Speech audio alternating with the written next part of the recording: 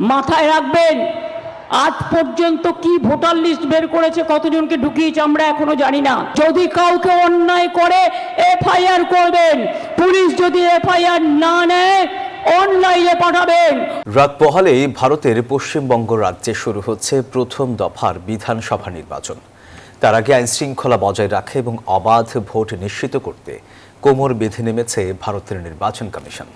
ভোটের মাঠে মোতায়েন করা হয়েছে কেন্দ্রীয় বাহিনীর 2.5 লাখ সদস্য। এতে ক্ষোভ জানিয়েছে তৃণমূল কংগ্রেস প্রধান ও মুখ্যমন্ত্রী মমতা বন্দ্যোপাধ্যায়। ভাস্কর সর্দারের তথ্যচিত্র ডেস্ক রিপোর্ট। আসন পুনর্বণ্টন ও ভোটার তালিকা থেকে 90 লাখেরও বেশি ভোটারের বাদ পড়ার বিতর্ক নিয়েই ভারতের পশ্চিমবঙ্গ রাজ্যে বিধানসভা নির্বাচনে দামামা। প্রথম দফায় 16টি জেলায় 152 আসনে হবে ভোট গ্রহণ। সকাল 7টা থেকে সন্ধ্যা 6টা পর্যন্ত। ভোটার 3.5 কোটিরও বেশি। ভোট কেন্দ্র 44,000। Spanish digital print tiles, ATI tiles, এক টাইলসে জীবন পার। 378টি।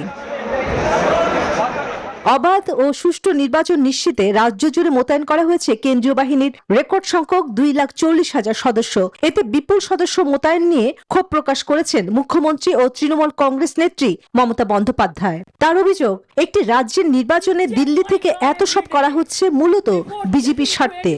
অস্তিত্বের লড়াই, মাথায় রাখবেন, আজ পর্যন্ত কি ভোটার লিস্ট বের করেছে, কতজনকে ঢুকিয়েছে আমরা এখনো জানি না। যদি কাউকে অন্যায় করে এফআইআর করবেন, পুলিশ যদি এফআইআর না নেয় অনলাইনে পাঠাবেন।